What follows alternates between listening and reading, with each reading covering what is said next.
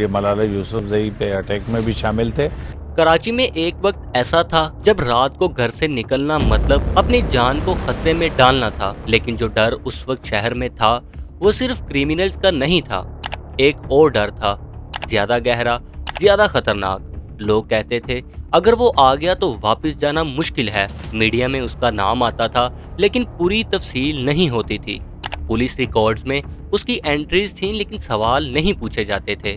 Families گھر میں روتی تھیں لیکن انصاف کی امید نہیں کرتی تھیں، کیونکہ جو آدمی کراچی کو کنٹرول کر رہا تھا وہ خود قانون کے اندر تھا لیکن قانون سے اوپر بھی تھا۔ اس کا نام تھا راؤ انور۔ لیکن یہ کہانی صرف ایک آدمی کی نہیں ہے، یہ اس سسٹم کی کہانی ہے جو اس سے زیادہ طاقتور تھا۔ 1990s کے آخر میں کراچی جنگ کا میدان بن چکا تھا، ہر طرف قتل، ہر طرف دہشت گردی، پولیس کمزور تھی، پولیٹیشنز ڈر میں تھے اور عام لوگ اپنے گھروں میں چھپے رہتے تھے۔ ان حالات میں ایک نام ابھرا، ایک پولیس آفیسر جس نے کہا میں کراچی کو ٹھیک کروں گا۔ اس کا طریقہ الگ تھا، کورٹس نہیں، ٹرائلز نہیں، صرف انکاؤنٹرز۔ پہلے لوگوں نے سوچا شاید یہ ضروری ہے، شاید اس طرح سے ہی شہر بچے گا، لیکن آہستہ آہستہ پتہ چلا کہ یہ انکاؤنٹر صرف کریمنلز تک محدود نہیں تھے۔ راؤ انور کا فارمولا سمپل تھا، پہلے شکار چنو، پھر ایک کہانی بناؤ، پھر انکاؤنٹر، پھر میڈیا کو بریفنگ دو اور سب کچھ صاف۔ کراچی میں یہ روٹین بن گئی تھی، ہر صبح اخبار میں ہیڈ لائن ہوتی، انکاؤنٹر میں مجرم ہلاک، لیکن کوئی سوال نہیں پوچھتا تھا کہ مجرم تھا کون، جرم کیا تھا، گولی کیوں چلی اور مقدمہ کیوں نہیں ہوا، کیونکہ راؤ انور کے انکاؤنٹرز میں سوال کرنا مطلب اپنے آپ کو خطرے میں ڈالنا تھا۔ ہر انکاؤنٹر کے بعد راؤ انور کی ریپوٹیشن بڑھتی گئی، پولیس میں اس کا ڈر تھا، میڈیا میں اس کی پہنچ تھی، پولیٹیشنز اس سے کانٹیکٹ میں رہتے تھے، اس کے پاس کچھ ایسا تھا جو دوسرے آفیسرز کے پاس نہیں تھا، انکنڈیشنل پاور۔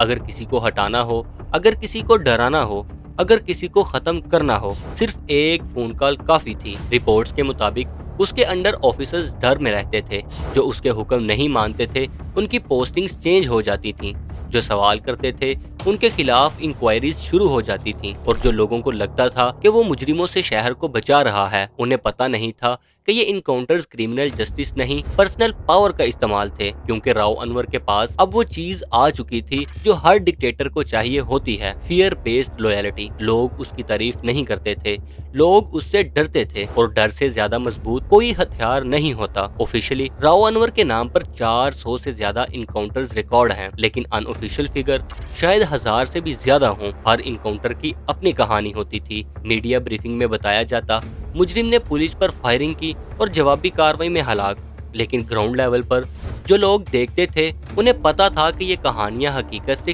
کتنی دور تھیں۔ ایک انکاؤنٹر میں ہلاک ہونے والا ٹیرورسٹ اگلے دن کسی فیملی کا بیٹا نکلتا، ایک موسٹ وانٹڈ کرمنل اصلیت میں ایک دکاندار نکلتا جو بٹا دینے سے انکار کر چکا تھا۔ یہ صرف قتل نہیں تھے، یہ سسٹمیٹک ایلیمینیشن تھا، جس میں ہر شکار کو پہلے کرمنل بنایا جاتا، پھر انکاؤنٹر کیا جاتا، پھر میڈیا کو بتایا جاتا کہ شہر محفوظ ہو رہا ہے۔ فیملیز روتی تھیں، ہیومن رائٹس آرگنائزیشنز رپورٹس لکھتی تھیں، لیکن کوئی ایکشن نہیں ہوتا تھا، کیونکہ راؤ انور صرف پولیس آفیسر نہیں تھا، وہ ایک انسٹیٹیوشن بن چکا تھا، اور انسٹیٹیوشنز کو چیلنج کرنا آسان نہیں ہوتا۔ لیکن ایک واقعہ ایسا آنے والا تھا جو سب کچھ بدلنے والا تھا۔ جنوری 2018 شاہ لطیف ٹاؤن میں ایک نوجوان کی ڈیڈ باڈی ملی جس کا نام تھا نقیب اللہ محسود۔ پشتون تھا اور کراچی میں کام کرتا تھا، سوشل میڈیا پر ماڈل بھی تھا، اور اب وہ ایک انکاؤنٹر وکٹم تھا۔ راؤ انور نے میڈیا کو بتایا یہ ٹی ٹی پی کا ملیٹنٹ تھا، انکاؤنٹر کے دوران مارا گیا، لیکن اس بار کچھ الگ ہوا۔ اس بار فیملی چپ نہیں بیٹھی، اس بار میڈیا نے صرف بریفنگ کاپی نہیں کی، اس بار لوگوں نے سوال پوچھے، کیونکہ نقیب اللہ کی زندگی پبلک تھی، اس کی فوٹوز تھیں، اس کی ویڈیوز تھیں، سوشل میڈیا پریزنس تھی، اور کوئی بھی دیکھ سکتا تھا کہ یہ بندہ ملیٹنٹ نہیں، ایک عام نوجوان تھا۔ پشتون تحفظ موومنٹ پی ٹی ایم نے اس کیس کو اٹھایا، میڈیا نے کوریج دی، سپریم کورٹ نے نوٹس لیا، اور پہلی بار راؤ انور کو پبلکلی ڈیفینڈ کرنا پڑا، لیکن ڈیفینڈ کرنے کی بجائے وہ غائب ہو گیا۔ آفیشلی میڈیکل لیو پر تھا، لیکن حقیقت میں وہ چھپ گیا تھا، کیونکہ اب تک جسے کوئی چھو نہیں سکتا تھا اب وہ خود ڈر کے مارے چھپا ہوا تھا، اور یہ ٹرننگ پوائنٹ تھا۔ نقیب اللہ کا کیس صرف ایک مرڈر نہیں تھا، یہ دہائیوں کی امپیونٹی کا خاتمہ تھا، لیکن راؤ انور اتنی آسانی سے نہیں گرا۔ سپریم کورٹ نے اس کی گرفتاری کا حکم دیا، میڈیا نے کوریج کی، اور پبلک نے احتجاج کیے، پھر بھی وہ مہینے تک غائب رہا، پھر اچانک گرفتار ہوا، اور پھر بیل مل گئی۔ और फिर अचानक इंक्वायरीज धीरे हो गईं क्योंकि राव अनवर अकेला नहीं था, उसके पीछे एक पूरा नेटवर्क था। पॉलिटिशियंस थे जिनके लिए उसने काम किया था, बिजनेसमैन थे जिनके लिए उसने प्रोटेक्शन दी थी, सिस्टम था जो उसे बचाना चाहता था। अगर राव अनवर गिर जाता तो बहुत से नाम एक्सपोज हो जाते, अगर उसके इनकाउंटर्स खुलते तो बहुत से राज सामने आते, इसलिए उसे बचाना जरूरी था। ये सिर्फ एक ऑफिसर की हिफाजत नहीं थी, ये एक सिस्टम की हिफाजत थी जो राव अनवर जैसों पर चलता था। लेकिन नकीबुल्ला के केस ने सब कुछ बदल दिया। अब राव अनवर के इनकाउंटर्स पर सवाल उठने लगे, उसके खिलाफ केसेस दर्ज होने लगे, उसकी पोस्टिंग चेंज हो गई। वो पावर जो दहाइयों तक उन्हें मिलती रही थी वो अब खत्म होने लगी। वो डर जो लोगों में था वो कम होने लगा। 2024 तक राव अनवर रिटायर्ड हो चुका है। ऑफिशियली तो नॉर्मल रिटायरमेंट है, लेकिन हकीकत में ये एक फोर्स्ड एग्जिट था। लेकिन ये कहानी यहाँ खत्म नहीं होती, क्योंकि राव अनवर के खिलाफ कोई मेजर कन्विक्शन नहीं हुआ। नकीबुल्ला का केस आज भी पेंडिंग है। बाकी इनकाउंटर्स के बारे में इंक्वायरीज धीरी हैं। तो क्या ये जस्टिस है?